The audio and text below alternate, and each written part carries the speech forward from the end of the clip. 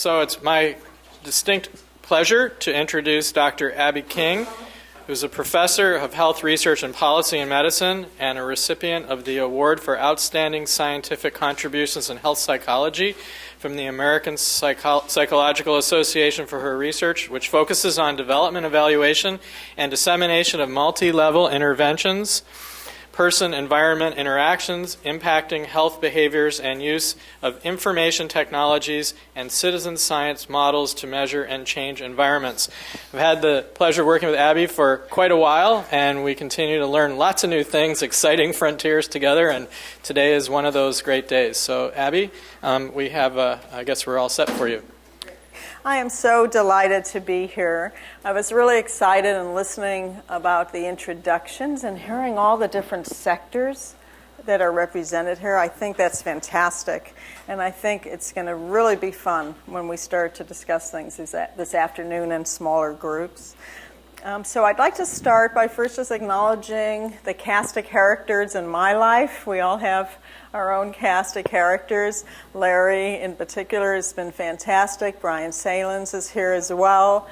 We've been working together on what's called the Senior Neighborhood Quality of Life Study, or SNCQLS, and not to be confused with Nichols or Son of Nichols or all the other studies that Jim Salas and Larry and Brian have been doing.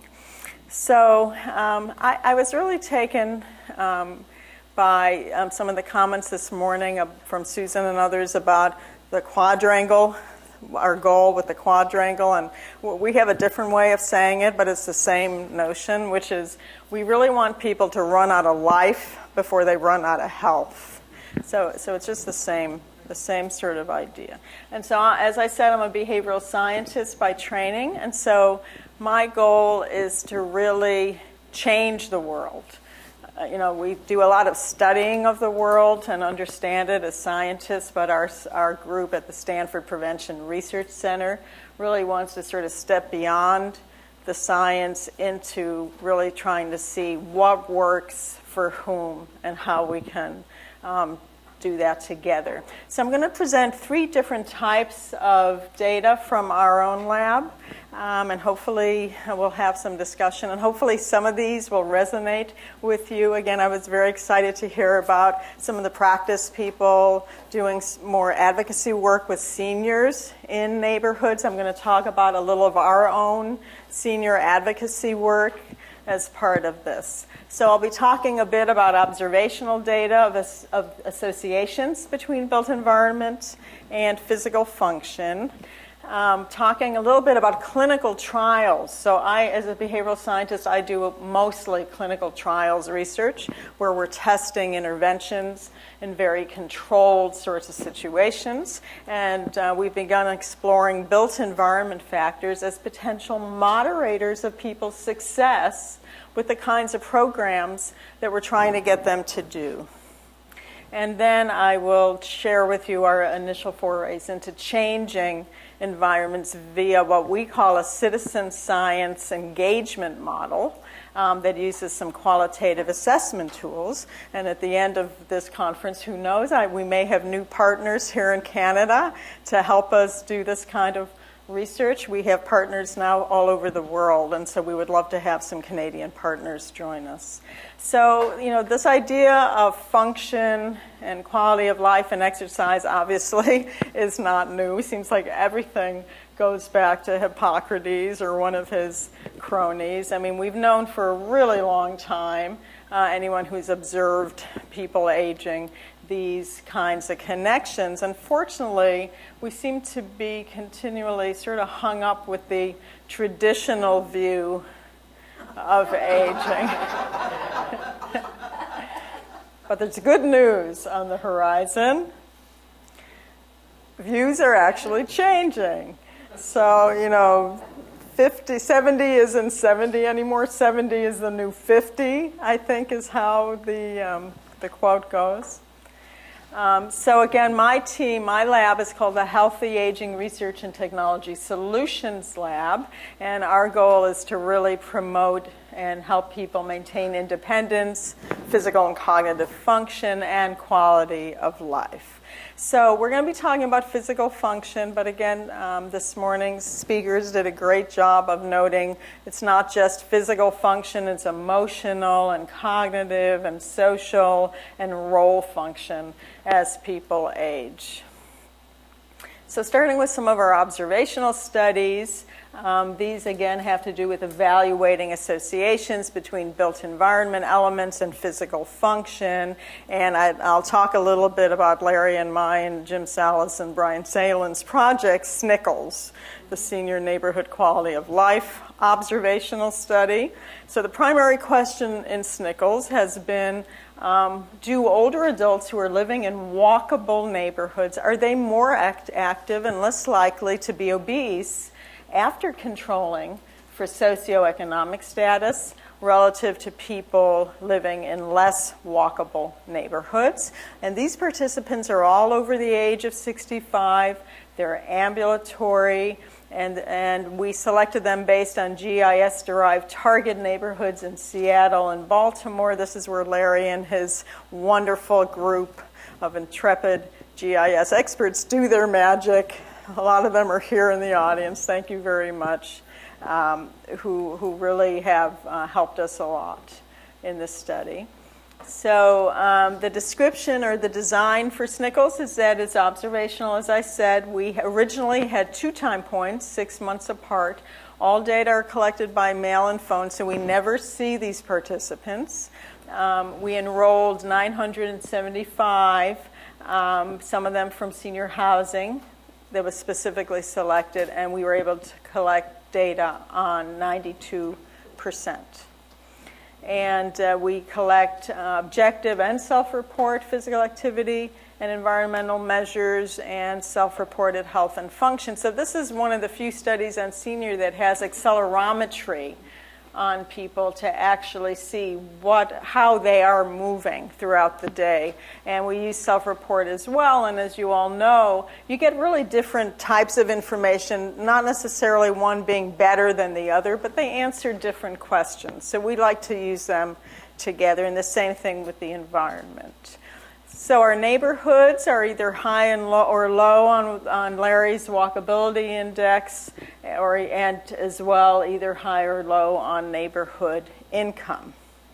And as you all know, I think this is Larry's slide, actually. Is this your slide from Seattle?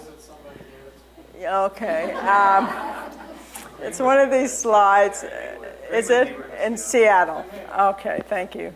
So high walkable, as urban planners define it, as high density, street connected, mixed land use. Lower walkable, not so much. And the reason why I say as urban planners define it is because if there are some data, and we have some data for seniors that show while they may do more transferred walking in the other neighborhoods, they may do a lot more leisure walking in these neighborhoods because they're safer. They have less congestion, less having to cross those streets and everything else. So it's really population specific, as I think we're all aware of. So the SNCLS results really indicate the importance of walking for seniors irrespective of neighborhood income and irrespective of physical function, which is interesting.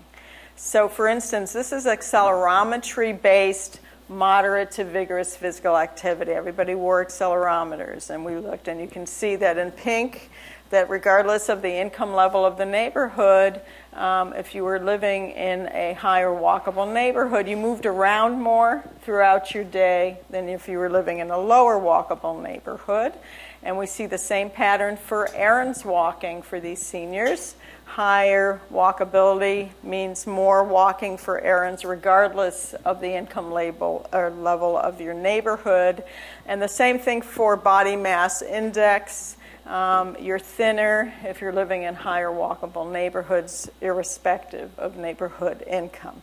So what we wanted to do additionally is actually look at these relationships and how they're impacted by people's self-reported mobility impairment.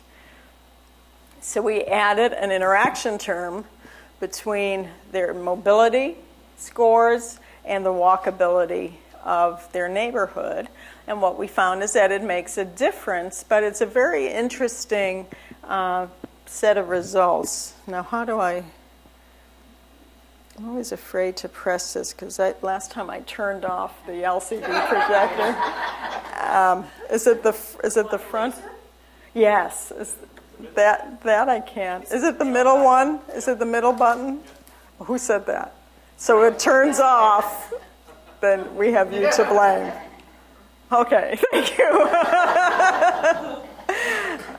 So what's driving the interaction is this, in the sense that if you're for the least mobility impaired 66-year-olds and older, if you live in a higher walkable neighborhood, you can really take advantage of that in walking for errands. But I think what's more interesting is that you see the benefits of living in a higher walkable neighborhood across all levels of impairments, including the most mobility impaired. And there are about 3 times more of this walking for errands here, even with these kinds of mobility impairments. And in fact, they're comparable to people with less mobility impairment living in lower walkable neighborhoods. So for me, this is the most exciting part of this slide, is the fact that even among people who self-report that they really have a lot of mobility problems, they're walking for their errands more if they're in the right neighborhood.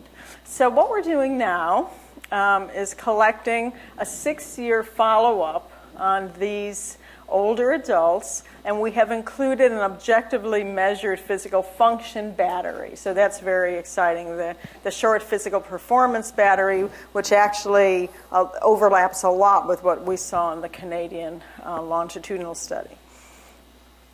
So more on that, hopefully maybe next year. Hopefully, who knows? We'll have some actual data on that. So now I'd like to turn a little bit to some of our clinical trials work. And this has to do with really trying to see how the type of environment you're living in can help or hurt your efforts to try to live a more active life. So older adults know what they need to do. They understand the importance of physical activity. Virtually all of them know that they need to be more active. And so our job as interventionists is trying to develop and test programs that we can roll out to communities to help them to become more active. And how does their environment help or hinder that effort? And so Larry mentioned the life trials.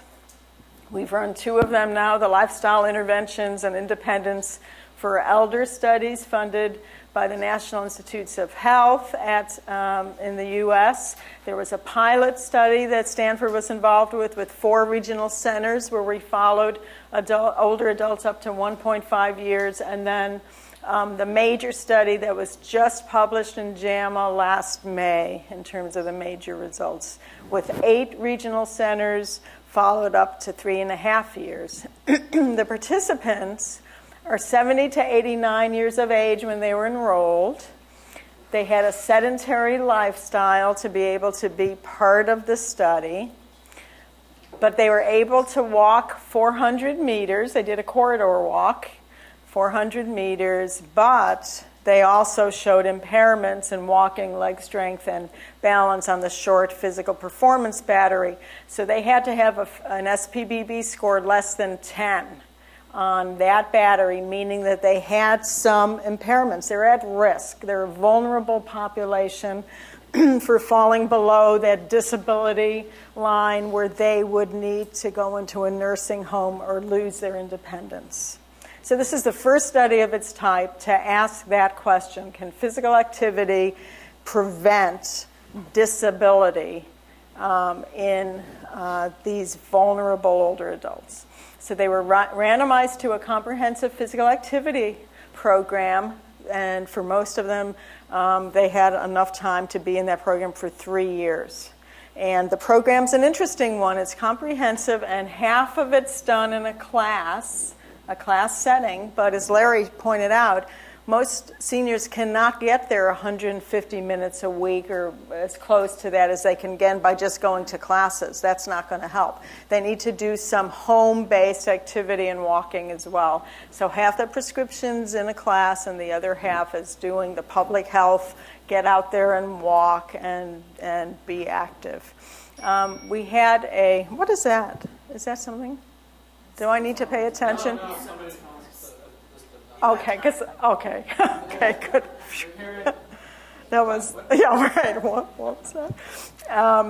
The control group was a successful aging general health education control arm whose purpose was to keep that half of our group engaged and content and getting things out of the program for 3.5 years. And we were wildly successful in doing this. This is a great program, and we're, our goal now is to disseminate life, and so maybe we can find partners in Canada as well. We're already talking with people in the UK who want to disseminate it. So the primary question is, can regular moderate physical activity prevent or delay the onset of mobility disability? And the primary outcome was a 400-meter walk. So everybody could do it at the beginning of the study, but could they do it at the end? And was there a difference by intervention arm? Here's the major field centers. Do you notice anything sort of strange about this slide? There we are at Stanford, anchoring half of the U.S. Yeah, this was an investigator-initiated trial, meaning that the head investigator, who lives down here, got all his cronies involved, and then somehow, okay, we'll get someone from the West, just because I guess there's population out there, so we'll need to get somebody in. And so these are the objective, this is accelerometry data, so all of these older adults wore accelerometers every 6 months during the 3.5-year period, and you can see that there was nice differences by arm across time in terms of their physical activity levels based on their accelerometry as well as self-report.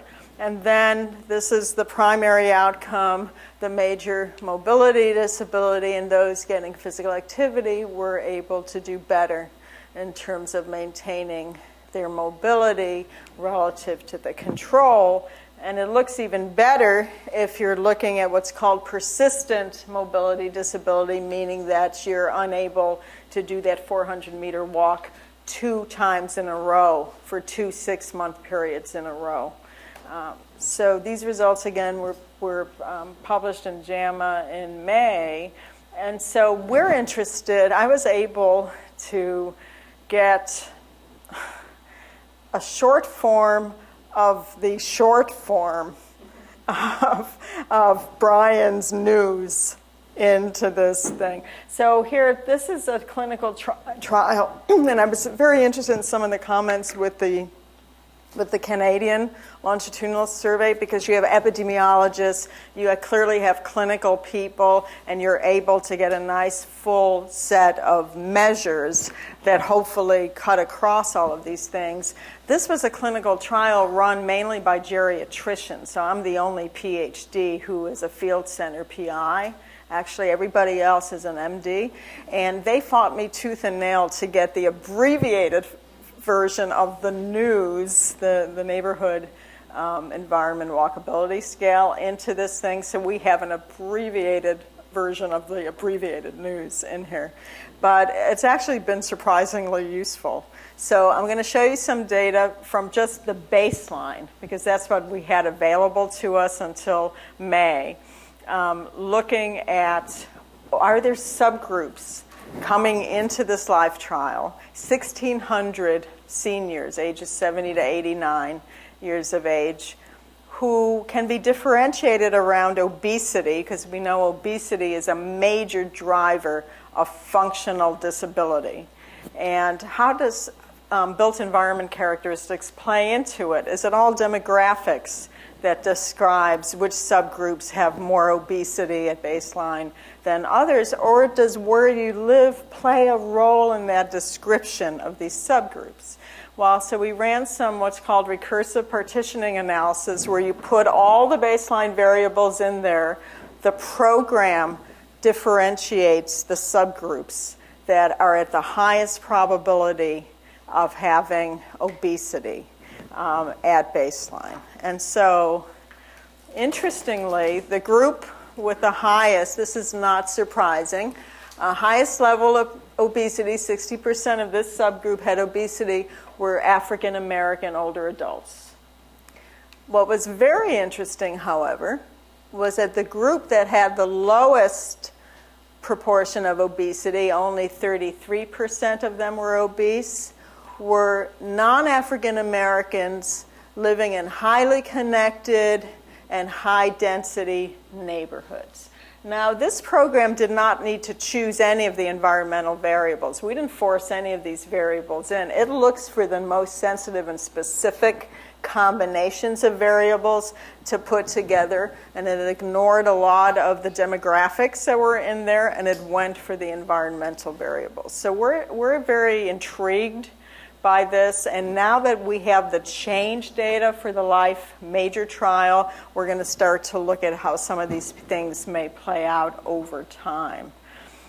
So the other thing that we're doing with so I mentioned that there's two LIFE studies. There's the LIFE pilot study of 4 neighborhoods or 4 regions, and then this LIFE major study. I'm going to switch to now the LIFE pilot study because Larry and I were able to get an NIH grant to actually collect the full complement of environmental variables in the LIFE-P study, and maybe we'll be able to do the same with LIFE-M.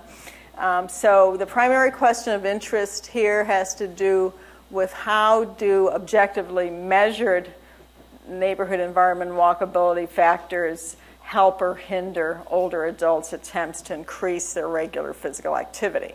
So does it help or does it hurt? And remember that this physical activity is a combination of class-based activities where they go to a class and home-based. So it's got both elements. And this is what we were up till 11 p.m. I kept telling Che, no, I can't send you my slides yet because we're waiting for it, and I only have one slide to show you. And my group is working even as we speak on trying to analyze it further. But Larry and I, we're going to have a lot of fun with these data because, first of all, we found a moderator effect right off the bat, which is amazing. You don't really expect necessarily to choose a variable. We chose Larry's walkability index, and actually find a moderator effect is very difficult. And in fact, it's a moderator effect on the variable is a moderate exercise. So this is a combination of self-reported exercise from a variety of things, from walking, from heavy gardening, from all these things that go into what's called moderate exercise. And what we found is actually what I would call a buffering effect. So if you live in a high walkable neighborhood, it didn't really much matter, as it turns out, in terms of, everybody increased their physical activity a bit, and that included the controls as well. They didn't increase it quite as much as the intervention people did, but everybody did better overall if they were living in a high walkable neighborhood. What's really striking and important, I think, is, and this is the intervention group in blue, was that if you're in a low walkable neighborhood, you really benefited from having that physical activity intervention to overcome some of the problems, perhaps, of this low walkable neighborhood.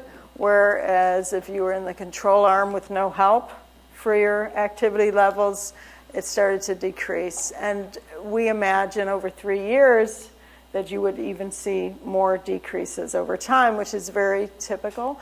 So this is just the tip of the iceberg of this very intriguing data set, and it really suggests that we can't just throw interventions out there in the community and assume that they'll stick. We really need to understand the barriers, the local neighborhood barriers that are going on, and how we can make the interventions work within the neighborhoods that people are facing.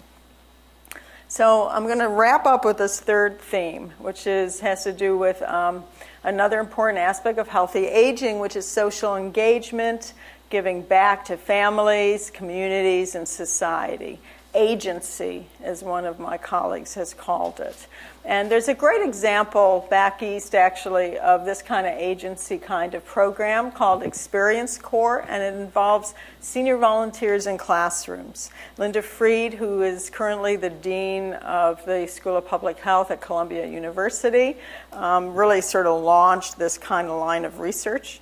And what they've done is they've taken seniors who live in low-income communities and have them volunteer in these very poor schools to try to help ostensibly the children. The children are the target here in terms of improving school performance. What they found was a serendipitous, what we call a stealth intervention sort of finding, because not only did the kids really benefit from having the older adults helping them in the classroom, the seniors themselves really had a lot of important gains, and in all of the kinds of variables that we care about in this classroom: physical activity levels, strength and walking speed, perceived social networks, and cognitive activity and engagement. So we have another sort of similar model involving engaged seniors. And the target of our model really has to do with using senior-friendly qualitative assessment tools for improving environments via what we call citizen science. So engaging seniors as scientists with us to try to make a difference in their neighborhoods and their communities. And this, we have a set of projects, and it comes under the umbrella of the Neighborhood Eating and Activity Advocacy Teams, or NEAT projects. So I just want to share a little bit about NEAT. So in NEAT, we use technologies, very user-friendly, easy-to-use technologies, to help low-income, underserved residents identify neighborhood features that either help or hinder active living and healthy eating. Residents then come together as a group, and they prioritize those issues and really target ones that are feasible and low cost. Then they learn how to build community partnerships, and they learn how to advocate for change with their community decision makers. So here is one of our tools. It's an electronic tablet called the Stanford Healthy Neighborhood Discovery Tool. It captures barriers to walking and to food access by having seniors walk around their neighborhood or anywhere in their environment. It tracks them via GPS route tracking, and they take pictures and they narrate what they see in terms of things that help or hurt them to live in active ways. And this device integrates. So this is a little different from photo voice, where you have one thing, and storytelling, where you have the other thing. But it's not integrated and it's not GPS tagged, and that's what this does. It tags it, so hopefully you can show policymakers what that neighborhood looks like, and not only that, they can click on the little icons of the photo or the audio to hear from the citizen's own mouth what is going on in those neighborhoods. We did this in East Palo Alto. Is anybody familiar with East Palo Alto? Used to be known as the murder capital of the U.S. It is just east of Palo Alto, where Stanford University was.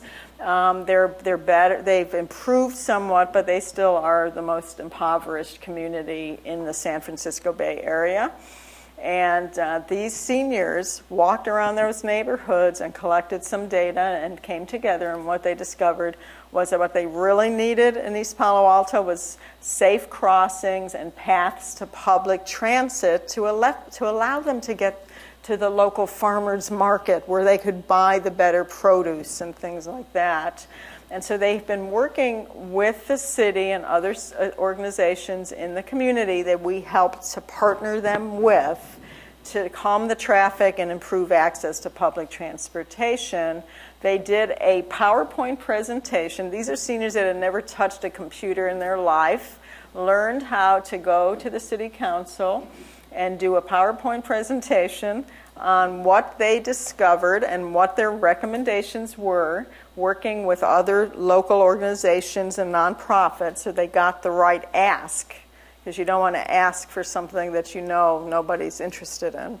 And in response, the city planning committee in East Palo Alto and the city council allocated about $400,000 for needed citywide sidewalk repairs and improvements, shade trees, Larry's favorite, to facilitate walking. So we're now taking this model on the road.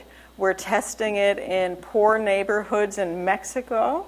We're testing it in poor and more affluent neighborhoods in Israel, where there are some incredible stories coming back about Israeli Arabs and Jews coming together, living in similar neighborhoods, coming together around issues that are important to both of them and coming up with solutions. And we are also doing it in Colombia and hopefully in Chile and Brazil. So the other thing we've been doing with this tool, the tool can be used for a variety of things. We've done it for food access as well and other things that citizens care about. We're going to be working with the Red Cross, actually in our Bay Area, to look at disaster preparedness and have kids go around and take photos, 2 minutes, okay, of what they could do or not. In terms of what's helpful or hurtful in terms of preparing for earthquakes and those kinds of things. So it could be used in a variety of contexts. For instance, our Colombian colleagues are very interested in having their citizens tell them what they're seeing with their ciclovia, their car-free Sundays that happen down a lot in South America as well as around the world. And so we have partners in San Francisco, Colombia, and Chile who are going to have their citizen sciences out there collecting data to talk about what works and what doesn't work with these car-free Sundays. So our future work, this is my last slide, is just, I think, exploring further the power and the possibilities of these kinds of citizen science models for promoting physical activity, function, and healthy environments. And obviously, I think acting locally but thinking globally is probably the ticket. And I will stop there. Thanks very much.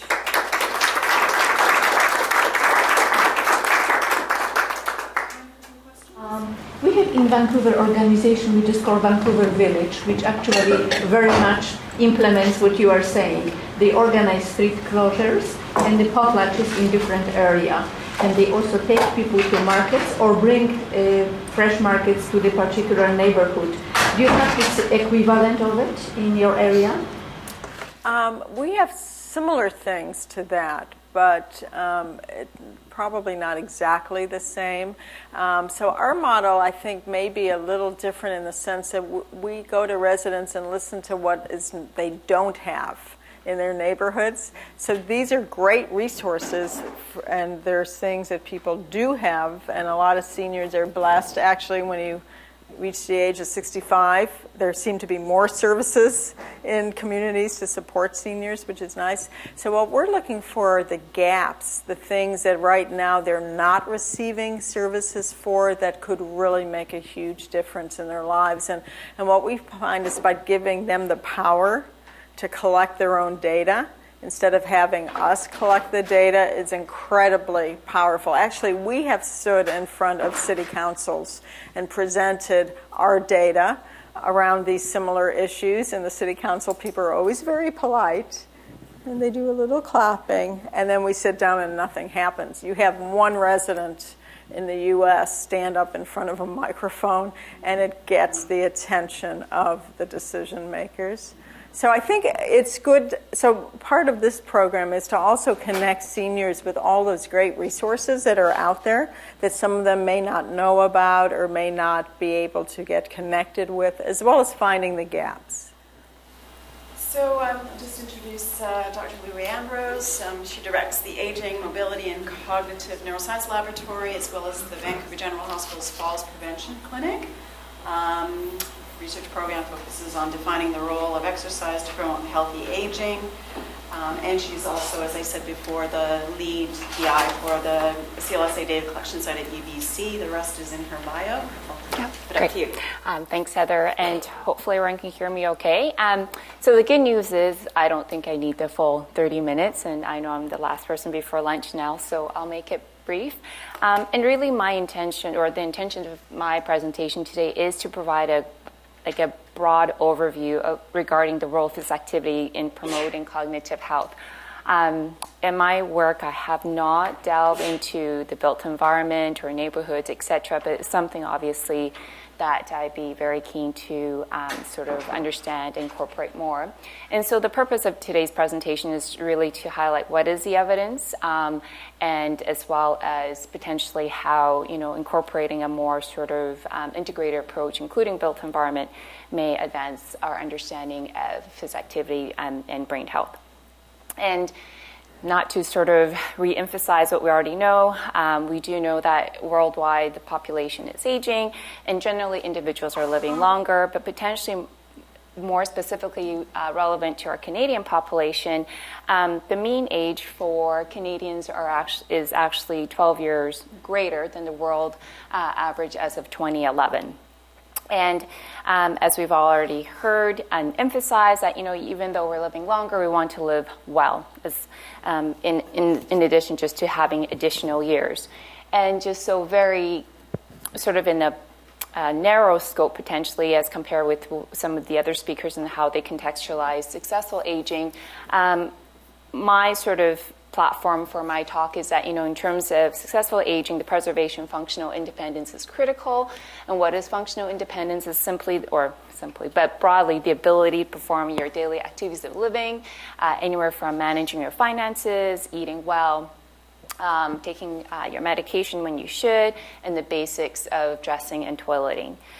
And again, many factors does determine one's ability to remain independent functionally. And again, just in my sort of focus, I would argue that broadly both mobility and cognition are key determinants of functional independence. And of course, for today's talk, I'll focus on the cognitive component. So in terms of cognition, as individuals age, your risk of developing dementia increases. Age is the single greatest risk factor for your risk of developing dementia. And currently it's projected that worldwide, one new case of dementia is being detected every 4 seconds. So it is going to be, or is, a significant societal issue. And unfortunately, over the next few decades, the number of cases only projected to increase.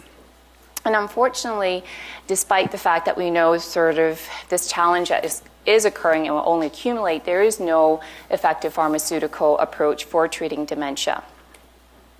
And as a result, over the last 10 years, there's been a real emerging interest or growing interest in lifestyle factors such as nutrition, sleep, cognitive training, as well as even socialization, which we talked about, which we've already heard about in terms of its importance in successful aging. But in terms of today's talk, I'll focus on physical activity. I also do want to emphasize that even though I have physical activity as a single pathway here, it does quite, in my mind, integrate with the other potential pathways I've highlighted on this slide. We do know that when someone is physically active, their sleep cycles are better. Sleep does tend to be disrupted as one ages, and certainly in early stages of cognitive impairment, it does become quite disruptive. And right now, there's a lot of research to understand sort of the association. Is it sort of an etiology or part of the presentation? And as we all know that when you do change your behavior in both in a positive negative way, there's usually sort of cascades that also occur. So again, we do know from research that when one decides to become more physically active, often they make changes in their diet as well. And the interest in physical activity is accumulating and also growing by the very fact that now there is good evidence, both from animal and human studies, to suggest that the brain is actually plastic throughout the lifespan. So I would say the traditional viewpoint has always been once you've reached adulthood, your brain can only decline, and there's not much you can do to sort of make it more robust as you age. And we do now know that the brain actually is capable of changing even with age, both structurally and functionally. So it's really akin to the ability of your muscles to adapt in such a way as of, for example, if you decide to start strength training today and going to the gym 3 times a week, you would expect yourself to get stronger.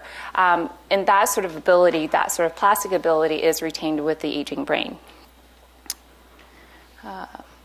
And the good news is, and I think it's highly relevant, is that based on the current evidence, and I think more research is needed, but in terms of what level of activity is required for basic neuroprotection, is what I would categorize as khaki friendly. It's moderate physical activity. It's not long bouts or vigorous bouts per se. And so, it's the type of activity you can do in your cotton dress pants or cotton shirts. You don't need to go out and get the latest Lululemon sort of out gear to sort of get the benefits. And I think that is an important message because we do know that sedentary behavior is highly prevalent. And so what is the evidence? In terms of that, when we talk about physical activity, it's moderate and it's not what I would call manageable for majority of the population. So the first evidence I want to present was actually a prospective study that was published back in 2004, where it included just over 18,000 U.S. women aged 70 to 81. And not surprisingly, they did find that higher levels of long-term regular physical activity was associated with reduced risk of cognitive decline. And I'm sure anyone who's sort of listened to media, Times, Newsweek, etc., this is not a surprising message at all. But what I want to more emphasize is one of their sub-analysis whereby they concluded that the benefits were not restricted to those in the highest level of physical activity. So more specifically, they found those who walked at least 1.5 hours per week at a pace of 21 to 30 minutes per mile. They also demonstrated neuroprotection. And I do want to break that sort of this sort of data down because, first of all, if we look at the daily dose, so what is 1.5 hours per week? It's roughly 13 minutes per day. Okay, and then if we look at the pace, so another question is like, do I have to run to get the benefits of protecting my brain, or can I do something a little bit more leisure? When we break that pace down, it actually translates to walking 4 times around a standard track in roughly, let's say, 30 minutes. So really here, based on this data, they're really suggesting if you could walk 2 times around a standard track in approximately 15 minutes, that could provide you with some neuroprotection. So do we know the distance around one lap around a standard track? 400 meters, yeah. So we're really talking about 800 meters, less than 1K per day. Okay. So I think that is an important message, and it actually is also reiterated in a subsequent study that included neuroimaging. So here, this is another large epi study done in the United States as part of the cardiovascular health study, but only included those individuals in the Pittsburgh site. And so here, the investigators asked individuals, how many city blocks do you walk per week at baseline? And again, we all know in this room sort of the potential bias or inaccuracy of that particular method of acquiring physical activity data. But again, the strength of the study is that it does have, a fairly large sample size, not as large as the CLSA, but it is large back in its days, and it also included neuroimaging. So here what they found was that 9 years later, using neuroimaging and tying it to the baseline data on how many city blocks that they walked, they found, again, not surprisingly, those who walked greater distances had greater brain volume 9 years later. So as one aged, a hallmark is that your brain will shrink. Very similar to your muscles. As you get older, you have the tendency to get weaker. Your muscles actually does go through a process whereby it atrophies. The brain is very similar. Think of your brain as a very, very high metabolic muscle. And it does tend to atrophy, and even more so in conditions such as Alzheimer's disease. So here they actually found that if you were more active or walk more city blocks at baseline, you actually were able to retain your brain volume 9 years later. And as well, the greater brain volume was associated with reduced risk of cognitive impairment. And in this particular study, they also then asked, well, how much or how far did you have to walk at baseline to demonstrate this degree of neuroprotection. And through their analyses, they found that at minimum you had to walk 72 city blocks. Okay, again, this is self-report, and I recognize that, but I do think the results are still, regardless, interesting. So they concluded minimum 72 city blocks, and what does 72 city blocks look like? And again, you guys would know more what that typical is, and maybe I'm wrong in my estimates, but based on my Google search, it ranged anywhere from 80 to 100 meters. So assuming 100 meters, that actually translates to approximately 1 kilometer per day. So roughly 2.5 laps around a standard track. And I would argue for most individuals, that is a manageable dose. And in terms of how much time that is required, because that's always an issue, right? It may not always be as much of a barrier for older adults because, as we've heard, they may have, sort of more leisure time per se. But let's just, for argument's sake, talk about what is a time commitment to cover approximately 1 kilometer per day for an older adult. So I just used estimates based on what we know of gait speed in healthy and otherwise healthy older adults. So using a gait speed of 1.0, which is actually still on the low end of a healthy older adult, what you would assume for a healthy, the gait speed of a healthy older adult. That translates to roughly 17 minutes per day of walking. And if we use a lower gait speed, so an individual who, let's say, is more frail, may have OA, have other conditions that may impede their ability to walk at a brisk pace, that translates to 26 minutes per day. So again, in terms of the investments, we're not talking about an entire hour at a gym, and again, at a reasonable, I think, dose that most people can manage. And so those were from cohort studies, and now I just want to introduce very briefly whether or not randomized controlled trials concur with these results to suggest that exercise does have benefit for both cognition and also for brain health. So I want to very broadly, first of all, contextualize this activity within the context of RCTs. So in terms of types of this activity, very broadly can be divided into aerobic and resistance training, right? So aerobic is any exercise you do to increase your heart rate, such as running, swimming, trying to improve your cardiovascular health.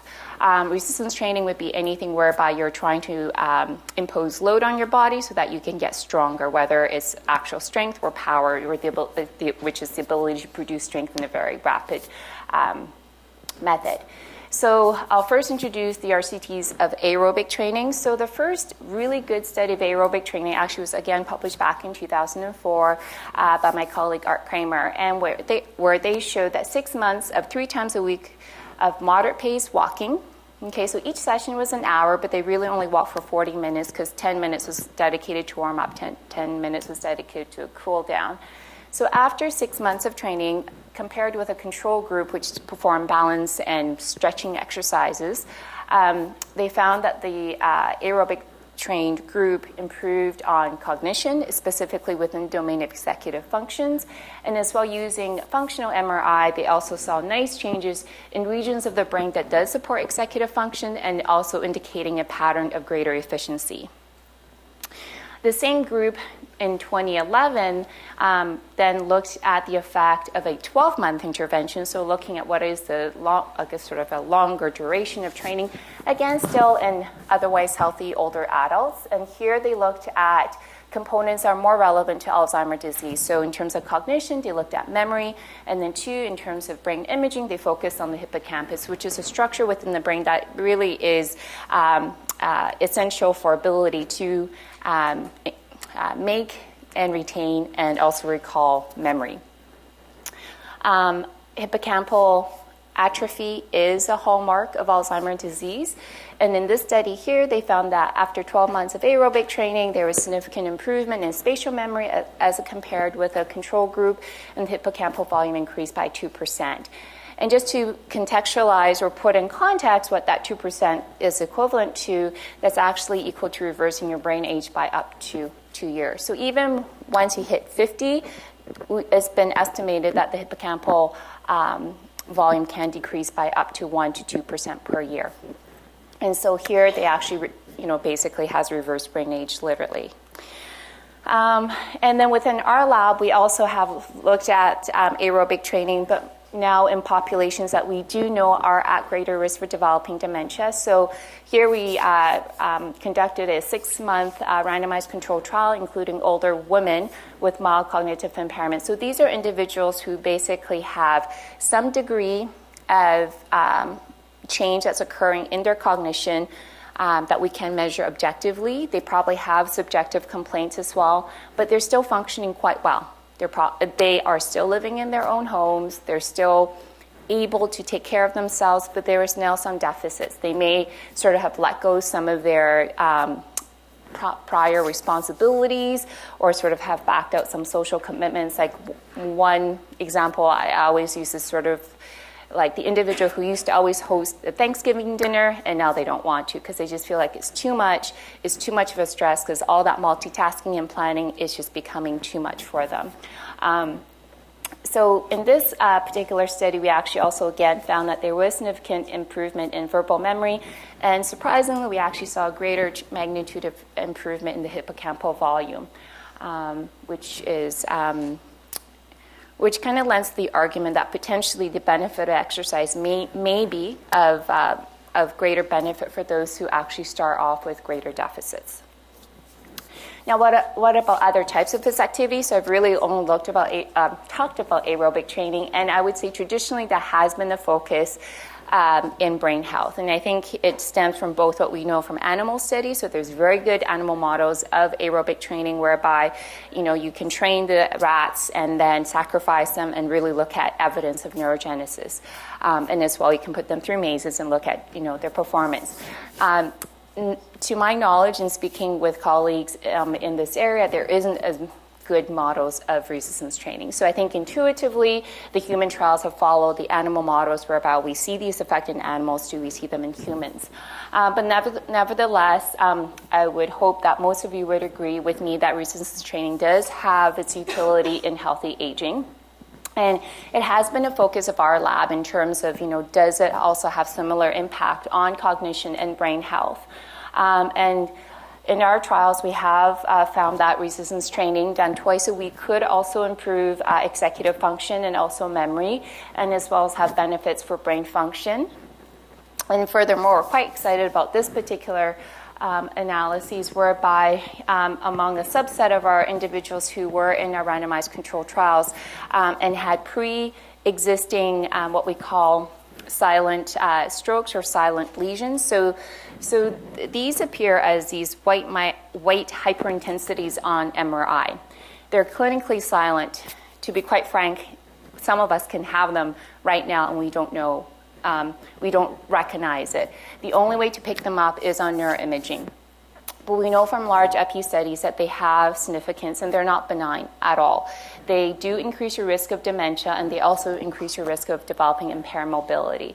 Anyways, in our randomized controlled trial where a subgroup of individuals who supposedly were healthy, a good portion of them actually demonstrated these lesions at baseline. And within this subset, we actually found that those who were in the twice-a-week resistance training, they demonstrated reduced progression of these lesions over the 12-month period. And this reduced progression actually was also associated with improved executive functions that we observed, as well as improved gait speed. So my last bit is, does the benefit of exercise still reside with at-risk populations? So I briefly talked about the MCI population already, but just to close, I just want to maybe talk about a pilot study that we are finished and are going to be published looking at the effect of physical activity in stroke. And so stroke survivors are of significant interest in dementia research because having a stroke doubles your risk of developing dementia. So even though in stroke research there's a lot of emphasis on the physical recovery, their risk for developing dementia or in future cognitive impairment is huge. And for whatever reason, there hasn't been a lot of studies looking at the benefit of exercise in this particularly high-risk population. And so we were part of a multi-site Canadian study looking at the benefit of exercise on physical outcome and integration back into the community. And here in the Vancouver side, what we did is embedded cognitive outcomes. And just very briefly, it was basically a waitlist control design where one group was randomized to immediate intervention, which is both exercise and social activities, and then the other group had a delayed start. So again, the intervention group received twice a week an exercise program, which was multimodal, so bit of stretching, bit of balance, bit of strength, and then plus once a week of recreational activities. For the delayed intervention group, which is basically usual care. And in terms of cognitive outcome, we did focus on executive function, which you've heard Heather Stewart talk about already. And we focus on 3 components: response inhibition, working memory, and set shifting. And for time's sake, I won't go into them extensively, but other than we looked at response inhibition using the Stroop color word test. And briefly, this task requires you to call out the ink color in which the word is printed in rather than to read it. So instead of saying blue, green, purple, you would have to say green, yellow, red. So even as I demonstrated that task, I paused it a little bit, right? Because I'm trying to not read the word and think, what am I supposed to do at that point in time? So we're trying to measure that cost of, inhibition. We looked at working memory using a digit span. It's not as easy as it looks because it's not a direct recall. So if I said 482, your task is not to say 482, it's actually to say 284. Complete reverse order. We start with 3 digits and go upwards to 9 digits. And for all of us who have education or university education, we are supposed to be able to go up to 7 digits. So you can give it a try in your head if you like. But basically, if I gave you these 7 digits of 4732, you should be able to recall that. Okay. Good luck.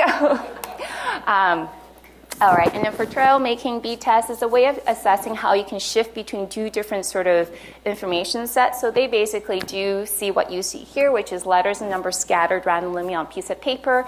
And their task is to connect the numbers and letters in sequence, but in alternating order. So it'd be 1A, 2B, 3C, et cetera, et cetera.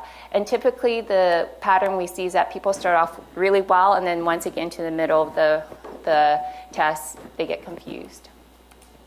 As I do too.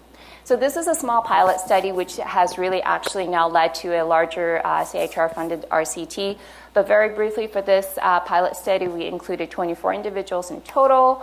And here we actually did see a benefit for executive function as measured by both the Stroop and the digit span backward test. So both working memory and conflict resolution did improve. And we also did see improvement in the 6-minute walk test. So despite the evidence, I think we all know that sedentary lifestyle still persists. Most older adults do not meet the guideline care or guideline recommendations for physical activity. Yet, Yaffe and Barnes estimated back in 2011 that even if we could increase physical activity by 25%, we could actually prevent 1 million cases of dementia from occurring worldwide, which is actually very significant. And I briefly kind of looked at, environment and physical activity yesterday night, because again, it's not my thing, I have to admit. But I actually found this media article quite interesting, whereby it's an article that actually talks about the benefits of physical activity, but they're really highlighting this region in, I guess, Nigeria. There is this 1 kilometer tar road. So think about the whole sort of like the air quality, etc., where over, I think what they said, 2,000 or 1,000 people congregate to exercise. It's the only place, I guess, within that neighborhood that they can reasonably participate in physical activity. And then I guess as of late, someone got killed by a hit-and-run vehicle. So I think it just highlights the need for, safe environments, but as well as that, I think I was actually quite impressed with the passion demonstrated by these local individuals. Maybe they understand something we don't, because obviously I think their environment is much worse than ours. Anyways, and in terms of role of green space and environment, and this has, I think, already been highlighted by past speakers, but just to flag, in terms of, let's say, walking, it's actually been shown by researchers that even if you just walk in nature, you can actually improve your memory by 20% as compared with walking on a treadmill. So the environment does seem to have an added value. And they also, it was quite interesting that they found that benefit actually would still persist even if you just looked at the image of a natural scene while walking. And moreover, there is recent evidence to suggest that, when you walk in a more natural setting, that you could also ease brain fatigue. And brain fatigue is something of interest in Alzheimer's disease because there is a lot. So as you may recall, I talked about these sleep disruptions. One of the patterns is that also older adults, they'll start napping more during the day. And there's some theory as to whether that napping is related to this fatigue they're experiencing mentally, sort of this brain fatigue. We all experience it probably at the end of today, the brain fatigue. But with older adults, that level of brain fatigue actually occurs quite, I think, more frequently and also with less stimulus. And so it is, I found this actually personally interesting that, when people were sort of placed in an environment where it's more natural, the fatigue level as measured by EEG, which is a method of neuroimaging, to suggest there was less fatigue. So in summary, we all know that this activity is great. So here I'm just trying to emphasize that it is beneficial for both cognitive and brain health. And also, many of the RCTs are obviously in older adults, and we're still showing benefits. So really what we're saying is that, even starting late in life is not futile. And it's also, in my mind, a very legitimate medical therapy, but is greatly underutilized. So my past PhD supervisor had an editorial, I believe this was last year, where I really thought the heading was quite impactful, which is limiting our daily sitting lying to just 23 and a half hours. Is that too ambitious, right? So we often hear about, I don't have that half an hour to go to the gym or go for the walk because I'm so busy. So reverse it psychologically, right? Think about it. I want to sit on my butt or lie down for 23 and a half hours in a day? And I would assume most of us would think, no, I don't want to do that. So in some ways, I think there is a lot more we can do in motivating the population to be more physically active. And certainly, I think sort of this whole integrated approach, including the built environment, has a place for that. And that's it. We have time for a few questions. So anybody? Wonderful talk. Thank you so much. Exactly kind of the topics that we hope you would convey so clearly. And one thing that I was wondering about is brain chemistry. You showed a lot of work on volume of brain mass related to physical activity. I wondered about research on brain chemistry, like neurotransmitter and sort of like the quote runner's high when you exercise, you feel. So is there work you found on that? There is work on that, and I think there's a lot of challenges in this methodology because it's really hard to measure what's happening centrally. Yeah, unless short of doing a spinal tap, which getting ethics is difficult. Yeah, we can use PET imaging to look at some neurochemistry within the brain, but they're super expensive. So MRIs are $500 an hour, PET is $2,500 a pop. Yeah. But there is efforts, and there's lots on the CERN levels, but I think because of that potential discourse between central versus peripheral, the findings are kind of inconclusive right now. Yeah. It's difficult. Yeah. I've got a question about the trials where resistance exercise is the intervention. How do you control for maybe the superadded cardiovascular effect that may happen with some resistance training? I mean, do you monitor their heart rate during those exercise programs, or? Yeah, and so that's a good question, and I think this is where this sort of the separation between aerobic and resistance training is broad rather than sort of really specific. And within our trials, we do monitor heart rate. And so if there is any sort of aerobic training that's occurring, is actually in short bouts, because basically the protocol is that they would do 2 sets of 8 repetitions, and then there is a bit of a rest period before they go on to the next station. That said, in a meta-analysis that was published, I think in 2004, where they summarized all the RCTs to date at that point in time, combo training seemed to show the best effect. So it was done by Art, who's very focused on cardiovascular training, and essentially what they found is that those studies that also included strength training was still more sort of above and beyond the aerobic alone. Mm-hmm.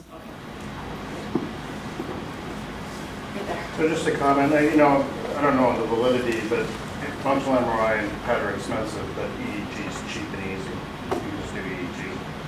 Yeah, so they both have their advantages. So in terms of EEG, we just don't get good spatial resolution, right? So there's temporal resolution that's better than functional MRI, but we don't know the structurals as well. So, and then within functional MRI, so when we're doing a task, we're able to sort of map to the structures that we believe that support, you know, the function that we're trying to assess there. I don't myself do EEG. I have colleagues who do EEG, and we tend to try to pair it so we get temporal and spatial resolution.